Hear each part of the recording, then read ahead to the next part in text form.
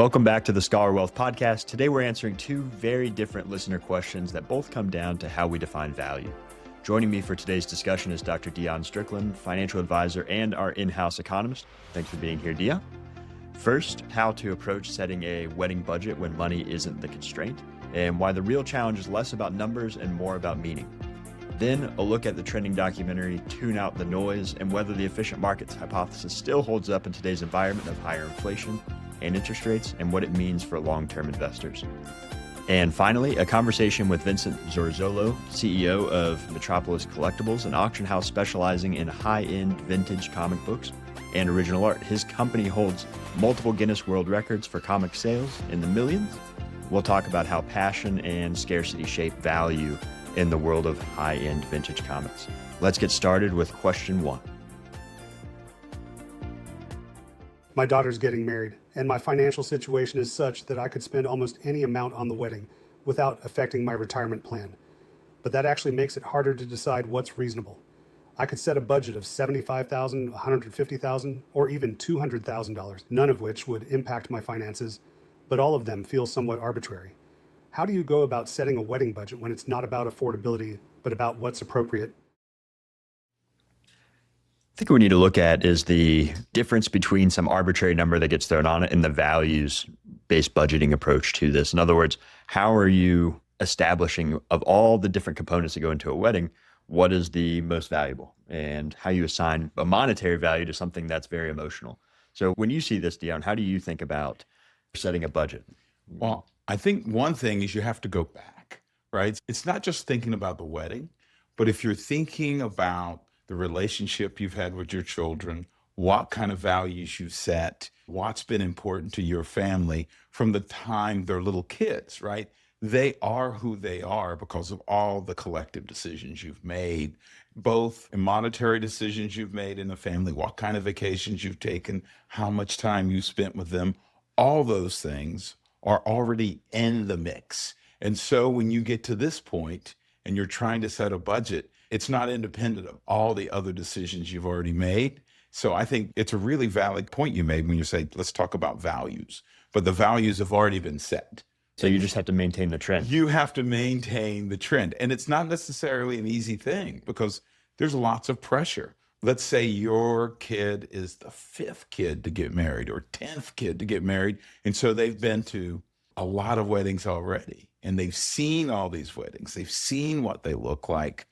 It's enormous pressure on you. The keep up with the Joneses is a real economic thing. We know that people's utility, I hate to use that word, but it's the word that comes to mind, is not set independently of not only your family, but what others have done.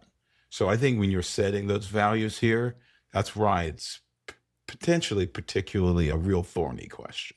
So in this case, this would be one of the rare occurrences of actually going out and comparing to the others, looking at the other neighbors, the neighbors, so to speak, and their weddings and friends of theirs in high school and college, and see what the pricing is there. Yeah, to get an idea of what's normal. Yeah, because all of a sudden you find out, is the wedding going to occur in your hometown, or are we going to destination wedding? Right? Are we gonna leave where we are and end up in the United States, potentially even abroad?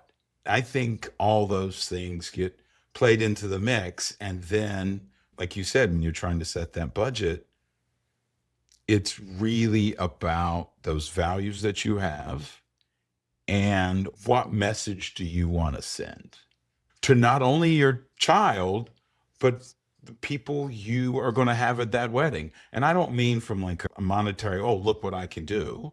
I mean simply that you have a place in your community, you have a place among your friends, and you want to be consistent with who you are. You know, we always want to do that. We don't want to do something that's unusual for yourself, right? Because then everybody's like, well, what happened to X? They get lost in trying to keep up with the Joneses, because it can happen.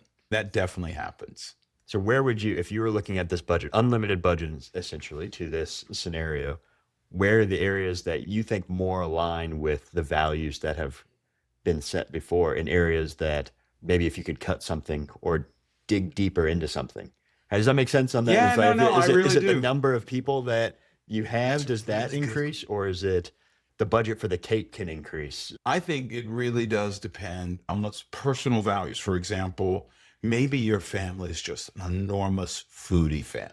So food and dinner have been really important to you and your family. We're a family that looks to make unusual things together, and we go out to unusual restaurants. And it's not because we're trying to set a trend. It's simply that a lot of our joy comes from food. If that's the case, I know people make fun of food at weddings all the time. Like, can it be good? I think the answer to that question is yes, it can be good. And two, then that's going to be expensive, right? So for example, let's say you want a raw bar at your wedding. You want seafood towers for the table. That's going to give you a wildly different number than if you have cheese and crackers. And or let's say the band. Am I going to have a 10-piece band that draws a crowd of 2,000 people when they play? Or am I going to have, the wedding singer band? That's a different question and a different number. Yeah, but that would also align with those values. My values. I like that idea because I could see travel being the same thing. If travel's been a big part of the family, then a destination wedding makes a lot more sense than randomly assigning a destination wedding when travel maybe has never been something that has been a part of it. If Hawaii is enormously meaningful to your family, then it might make sense to have a wedding with 50 people in Kauai as opposed to 250 people at your local country club. And I think as economists, we don't really use words like bad and good. And so I look at that and think to myself, it's just what brings you joy. And if being on the beach in Kauai as the sun goes down, then that sounds pretty cool. Let's be honest for ourselves. But that's not going to be as meaningful to some people as having all their friends be able to share it with them. Now, do you think the values decision across children changes as well? Oh, you mean within the same family? Yeah, within the same family, in the sense of how does that then dictate the changes of budgets across wedding? Because one of the things that commonly comes up is saying set a budget and be ready for that budget to be used for all the children. So that way you don't set a precedent that is too high or too low and then have any of the dynamics. But based on this, it's not the number, it would be the values. That's right. But wow, that's a really gnarly take in the sense that that's why you're here. Yeah. So you gotta answer the tough one. Thank you. I can only say it's not the same exact thing, but we always talk about these values decisions. Same thing as your kid turns 16 or 17 years old and you're going to get them a particular car. I can speak from personal experience in this regard that I bought my first child a particular car. And then when it came time to get a car for my second child, the second one looked up and figured out what I spent on the first one. And so there was definitely some sort of notion of, you're certainly not going to reduce what you're going to spend on me relative to what you spent to the other one. So I do think you're correct, but I think that would be one of those situations where, you have to set the threshold with the first child, potentially. But I think it would be really hard to go back and say, well, Kauai was really important for your sister, but for you, it's going to be something else entirely. That would be a difficult conversation. I think I might punt on that one a little bit when the conversation I think it could be a combination. I don't think they're mutually exclusive. So you could have a situation based on what you're saying where the budget stays similar, but the type of wedding would reflect the values and the importance of the things. Absolutely. So then that could work out. Absolutely. But it would be, in all honesty, it would be very difficult to have a budget that was comparable necessarily on a destination wedding to a really unusual place as opposed to your standard country club, which sounds horrible, right? Yeah. A lot of seafood towers. Everybody gets a seafood tower to make things work out. I don't think that's going to work. Perfect. All right, let's move on to our second question today. I recently watched the documentary Tune Out the Noise, which discusses the efficient markets hypothesis. Is that theory still valid today? Have events like the 2008 financial crisis or the recent inflationary period weakened its relevance? And is passive investing still a sound strategy in a higher interest rate environment?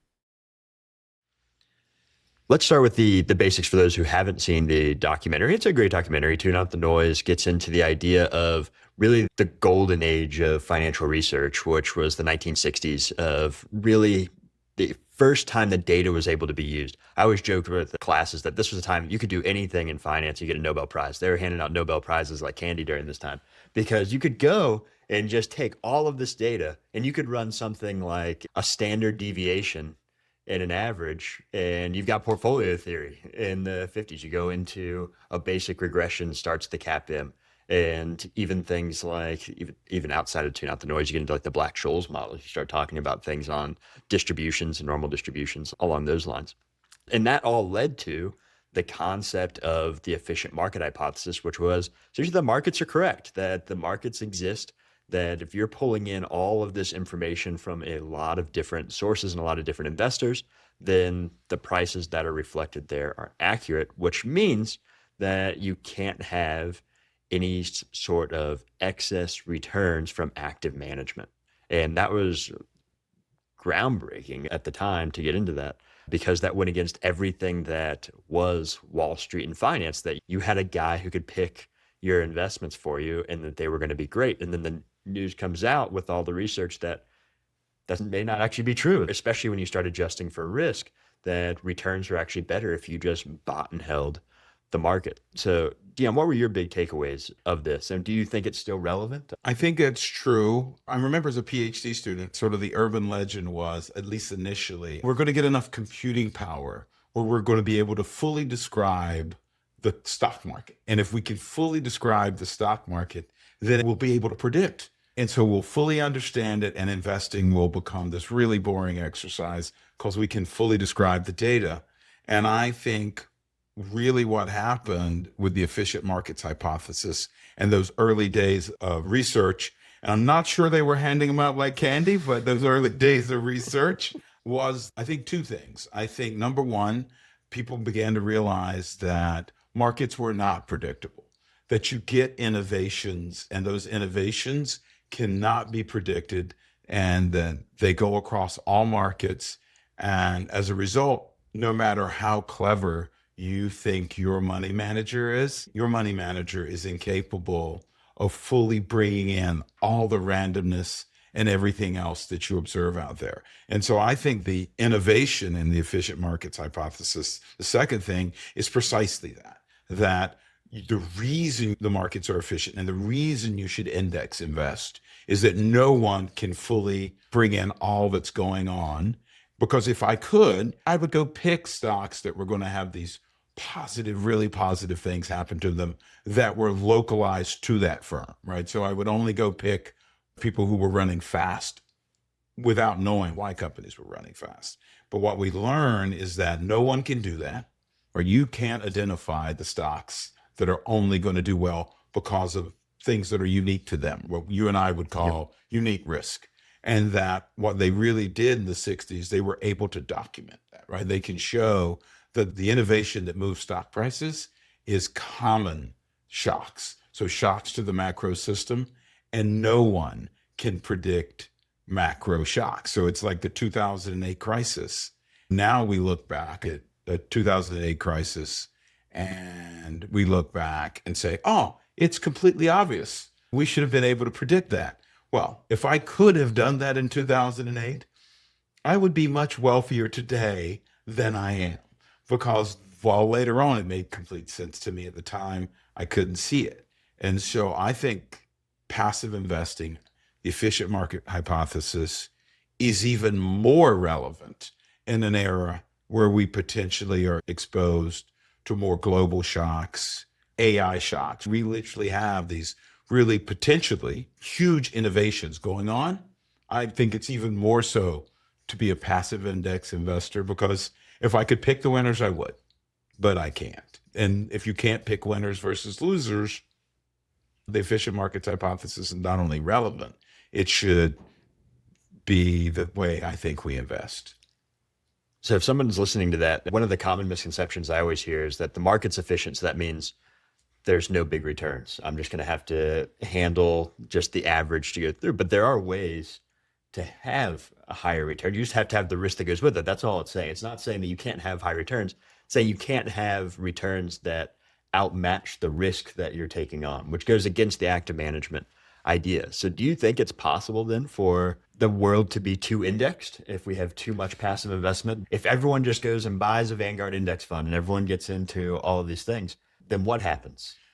That I think is possible, but unlikely. And the reason is because we trust competition. So the last time I looked, and it's been a little while, if you held the S&P 500, you're going to beat 75%, say, and that number moves around a little bit, but you're going to beat 3/4 of active managers by being a passive investor.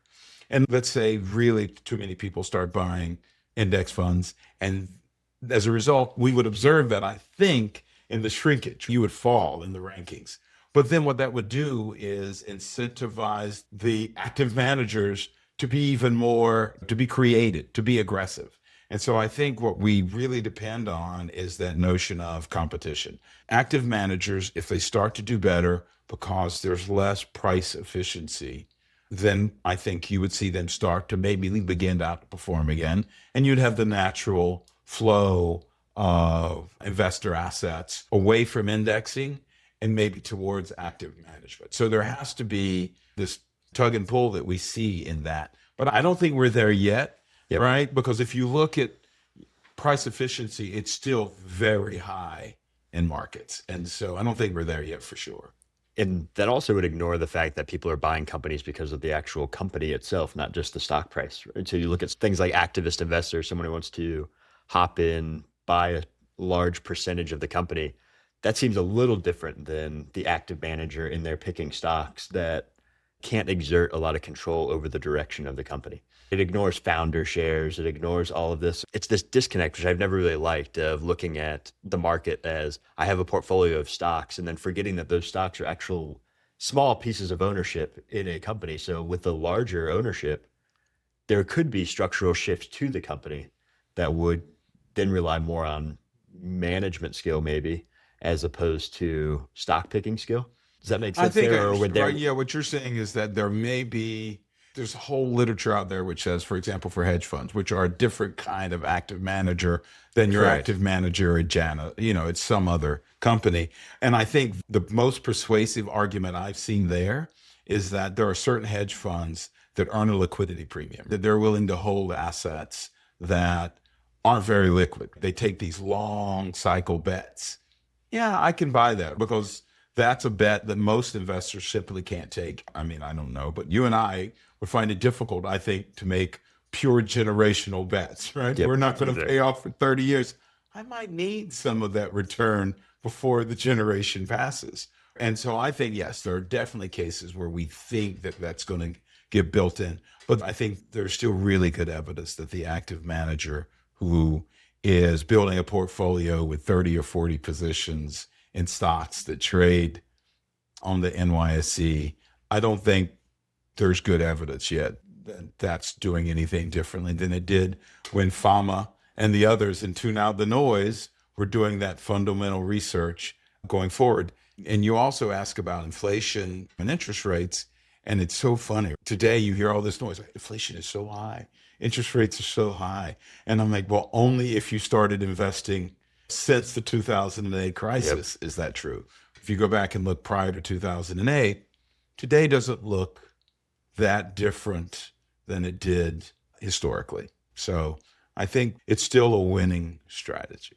How do you separate out the fact that when you look back at the Fama French models and the ideas of where risk came from, we were just talking about how you can't decouple the risk and return. And one of the main findings was more of a tilt towards small cap value should end up having your highest risk.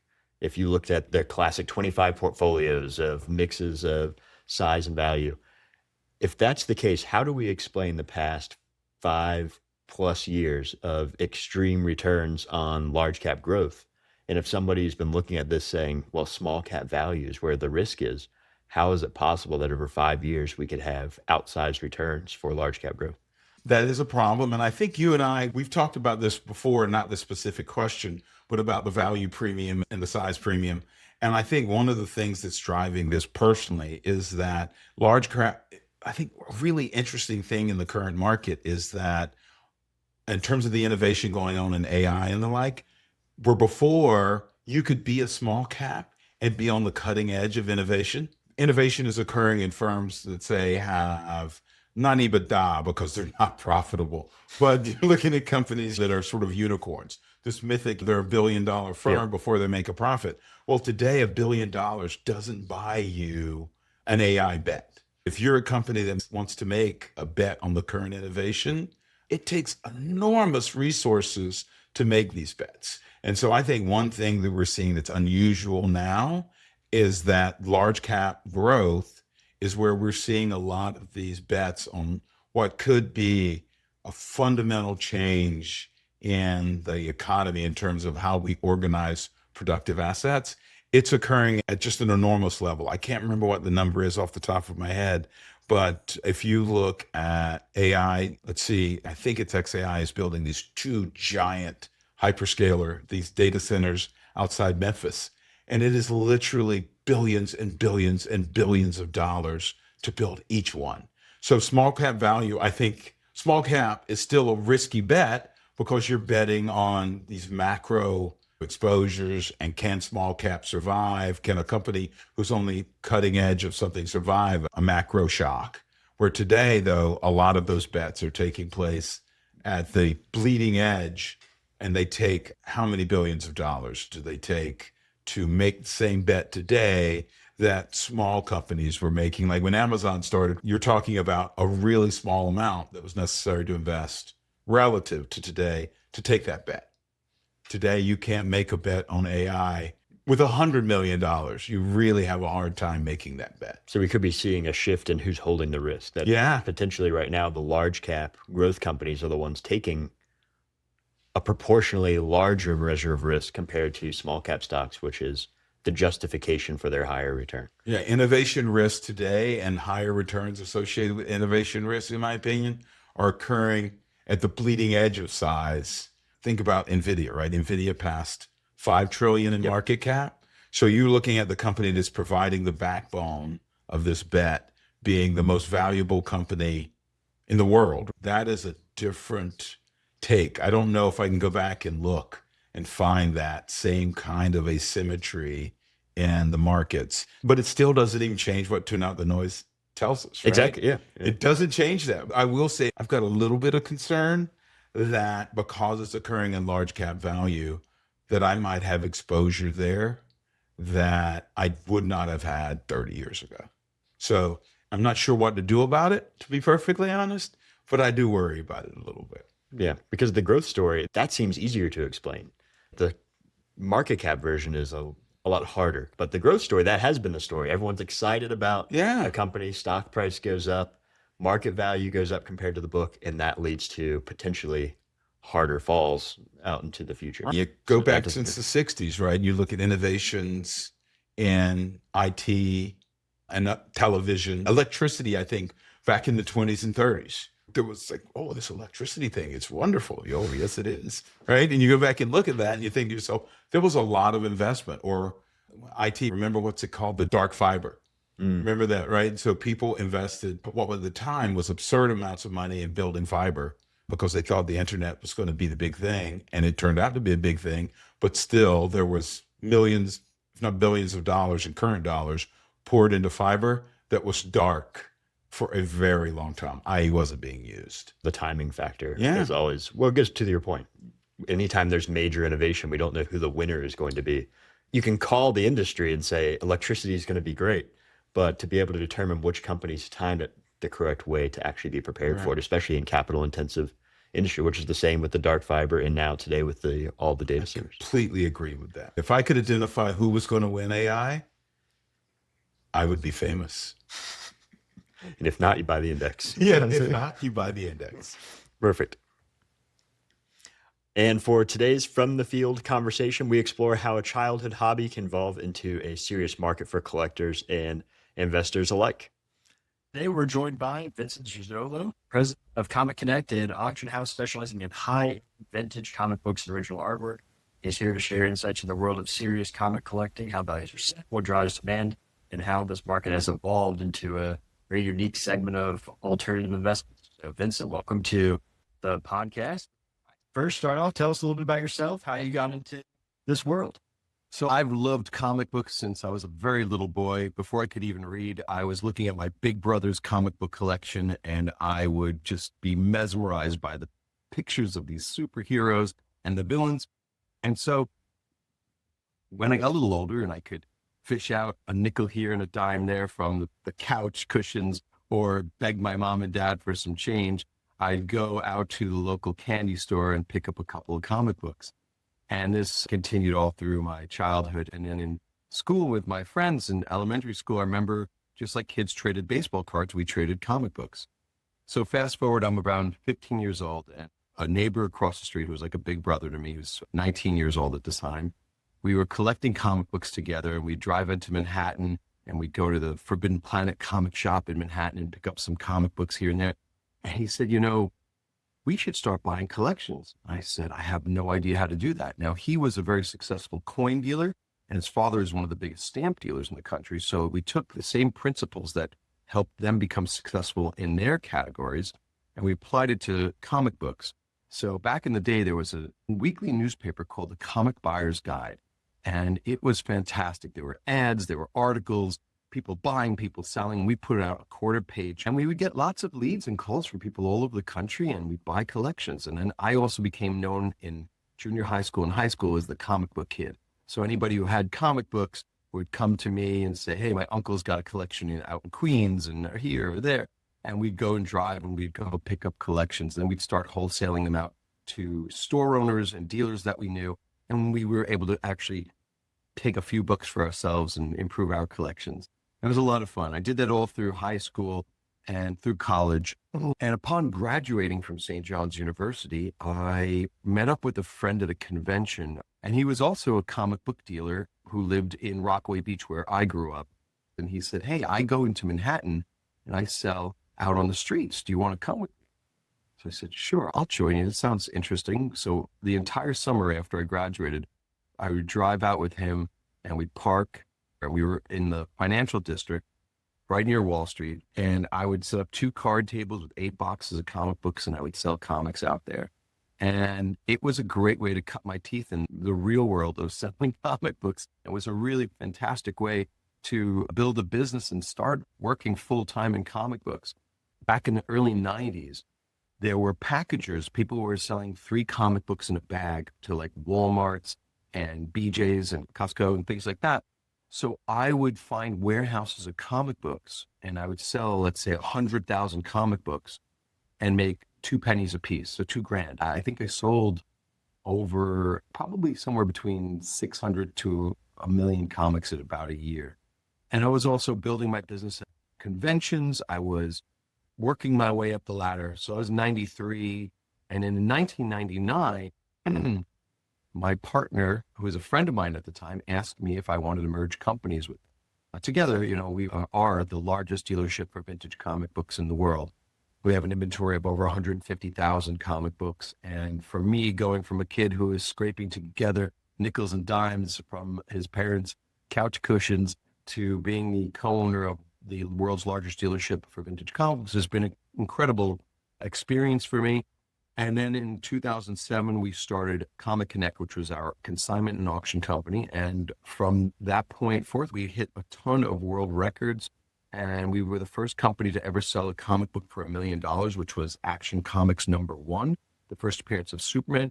A month later, we broke that record with another copy, a little bit higher grade for $1.5 million, and so on and so forth. And we've, at one point or another, held world records for a variety of different comic books and other pop culture memorabilia, original comic art. And in 2023, along with my other partner, David Quinn, who's a veteran comic book writer, we put out our own comic book called The Addiction. And this is the brand new #1, which you can buy on theaddiction.co. And this is our convention exclusive. And we've had some really fantastic luck. We just did New York Comic Con, and we had a very good outing for the new series, a new #1. So every aspect of the world of comics and collectibles, I've tried to hit. I've hosted a radio show about comic books. I've been a guest on many news programs. I've been on reality shows. I was the co-founder of the longest running comic book convention in New York City called Big Apple Conventions. And I'm sure there's a few other things that I'm missing, but I've tried to just explore and do as much as I possibly can.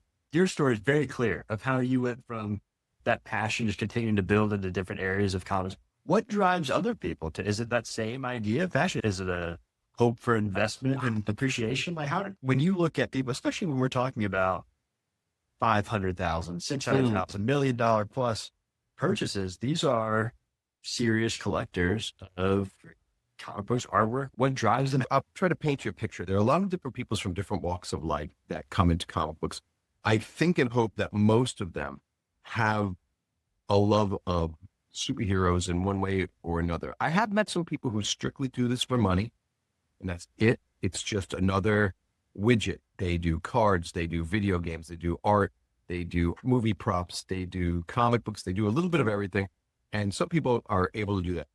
Now, if you ever told me when I was in my teens that one day I'd have close to a dozen billionaires on my phone contacts, I would be like, what's a billionaire? But we have people from all different walks of life and all different income levels who love comic books. And it is really interesting to see people who are billionaires who are looking for very specific items. And it's quite fun and cool to deal with that type of client where money is no object, but there still can be price conscious. And so you have all that. And then we deal with also people who are teenagers in school that are just trying to buy something cool for their collection. And what I'd love to see is the evolution from, I had one client years ago who started off buying from me when he was 16 years old. And then eventually he told me he was going to go to medical school, and he went to college and then medical school and became a doctor. And he continued buying from me. And obviously his budget kept going up and up as he became more successful.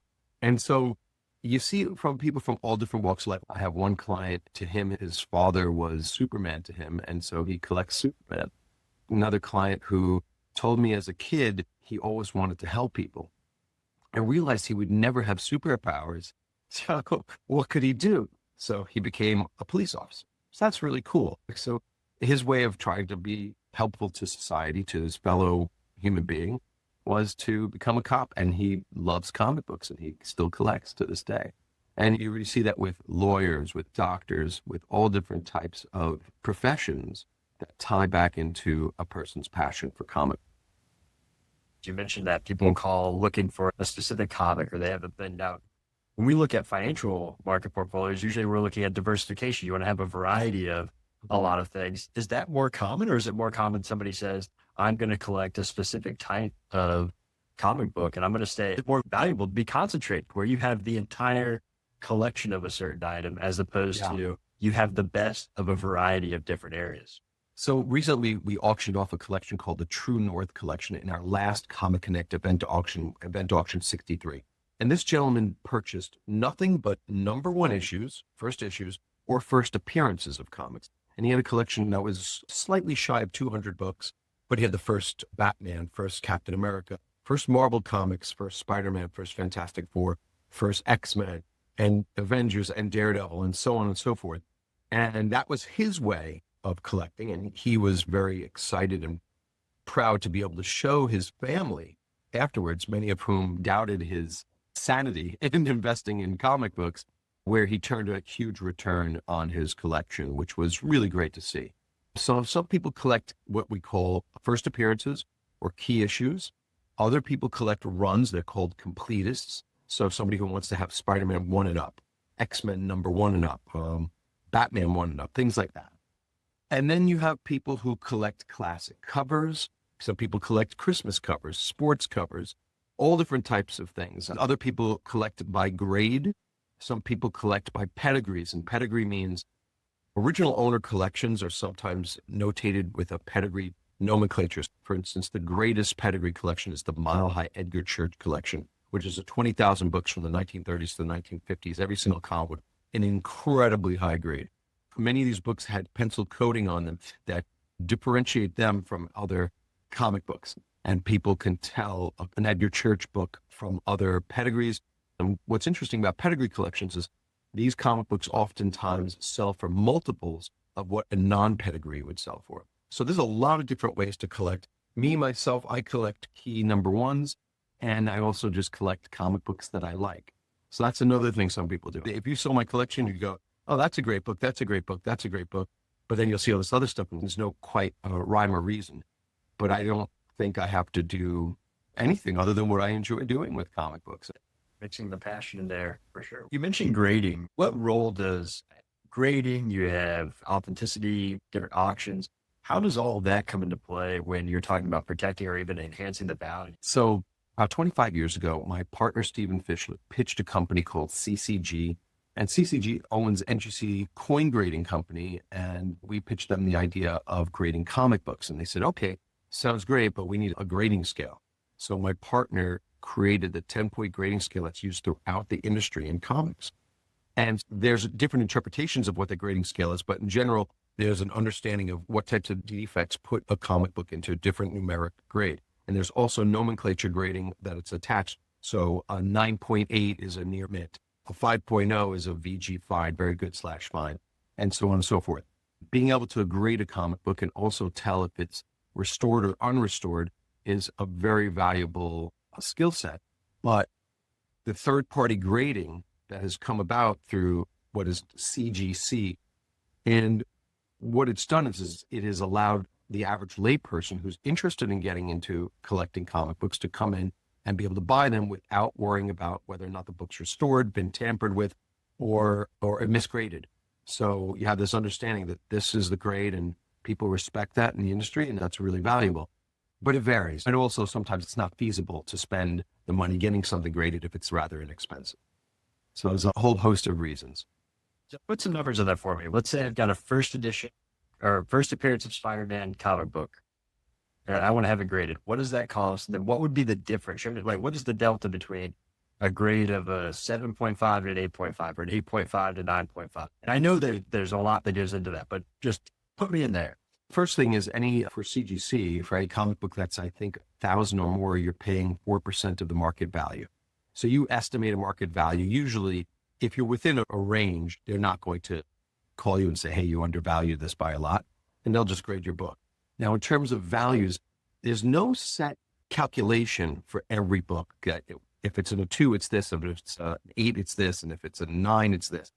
But oftentimes you can tell by going online and looking at our sold section on ComicConnect.com.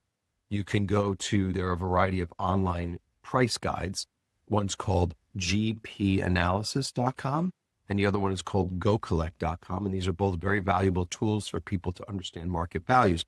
But like, for instance, on a Spider-Man #1, you might have a book that's worth $30,000 in a 7.5, and let's say $35,000 in an 8, and $40,000 or $45,000 in an 8.5. It fluctuates. And different books are different ways, because sometimes when you get past a certain grade, the number of copies in the census, how many there exist in the world that have been graded, it's become so low that the price jumps up quite a bit, even though they might be a half a point apart grade. When you have these 7-figure comics, you have $1 million comic book. What's driving that more? Is it more the grade, or is it more the rarity of it? When you ask about what drives a price to go up, it is a matter of supply and demand. It's also a matter of how important a comic book is in the grand scheme of things. So, for instance, Action Comics #1 from 1938 is the first appearance of Superman. There are probably around 100 copies known to exist in the world, both restored and unrestored, and even incomplete. To give you some perspective, recently sold a slightly restored 9.0 for close to $800,000. I sold a moderately restored 9.0 for $550,000. I sold a cover for $375,000, just the cover. I sold the interior of a comic for about $200,000, and it is the most in-demand comic book in the world of comics and the best book you could possibly own. Then I would say second comic book to that would probably be Detective Comics 27, which is the first appearance of Batman, which came out a year later. And then after that, you have Marvel Comics #1, which is the first original Human Torch and the first Submariner anti-hero in a comic book. You have Captain America Comics #1. You have Wiz #2, which is the first Shazam, originally known as Captain Marvel later, when DC bought him and Marvel already had their own Captain Marvel, they called him Shazam. But those are some of the silly and fun things that we get to think about in the world of comic books. When you look at the future, you think about how comics have evolved. What are the main trends that you would lead people with? And you see all of the pricing and different types of collections that have banned at the shows. What does that look like for the next 10 years in comic books? I think comic books continue to grow in collectability and the investment aspects. Of course, we had a huge bull market during the pandemic, as did every other collectible. And since then, it's slowed down. But I've been in the business 40 years. We've seen peaks and valleys all the way along. My advice is, if you're in one of those valleys, just hold. It'll come back up. And I also often tell people that comic books should be looked at as medium to long-term investments. In terms of trends over the next 10 years, it's hard to say exactly what will happen, but what we see happen oftentimes in the past is that a genre of comic books, let's say horror comics, become really popular and become very expensive. And then they plateau and maybe even come down a little bit. And then something else takes the main stage in the comic book collectors' minds in general. And in terms of trends, one of the things that I've found very interesting, especially being a publisher now and creator of new comics, is the advent and interest in digital comic books. So we sell our comic book, The Addiction, on the Vivi app. Vivi is kind of like an NFT. It's a digital comic book, and you can read it on your computer or your phone or tablet. And you also have an app that projects a VR kind of version of your comic book that looks like it's actually on your desk or table. And you can use your phone and flip your phone like that, and you turn the pages and you can read it like that. And it's really cool. It becomes a unique item. And these have a marketplace in which they sell in. And for instance, we just released our new #1 on the digital app, and the rarest version of it, there are different covers with different quantities going. Let's say there's 2,000 books in total. There's what they call commons, uncommon, rares, secret, ultra rare, and secret rare. And the secret rare would be the smallest quantity, and the commons would be the largest quantity. Our secret rare just came out last week at $7. It's already selling for $60. So it's kind of cool. Now, what do I see in terms of trending in the future? I definitely I think print will always be around. I think print comic books will always be around. I think that digital has a great place in the world because it makes international clients or fans, gives them the ability to buy without having to worry about tariffs and customs and shipping costs. And also they don't have to worry about them getting damaged because they live on their phone. So there's a lot of different aspects to comic books and trends. But I don't have a crystal ball. All I can tell you is what I see in a general way is that the best of the best, the cream of the crop, continues to go up. I can't thank you enough for being here today. This has been a very interesting conversation, and I think I was finding it interesting as well. So thank you so much. My pleasure. And if anybody wants to learn about comic books, please take a look at our websites, metropoliscomics.com, ComicConnect.com. If you're interested in reading new books, theaddiction.co. Thank you, everybody, so much. And remember, you can collect anything you like. Make sure you enjoy it. It's really important to enjoy it. Thank you, Vince. Take care. And that's our show. Thanks for listening. We'll see you next week. Like how we think about wealth? You can learn more about our approach at scholaradvising.com, where we work with high net worth families on personalized planning and strategy. The information provided in this podcast is for general informational and educational purposes only and is not intended to constitute financial, investment, or other professional advice. The opinions expressed are those of the hosts and guests and do not necessarily reflect the views of any affiliated organizations. Investing in financial markets involves risk, including the potential loss of principal. Past performance is not indicative of future results. Before making any investment decisions, you should consult with a qualified financial advisor who can assess your individual financial situation, objectives, and risk tolerance. Thanks for listening.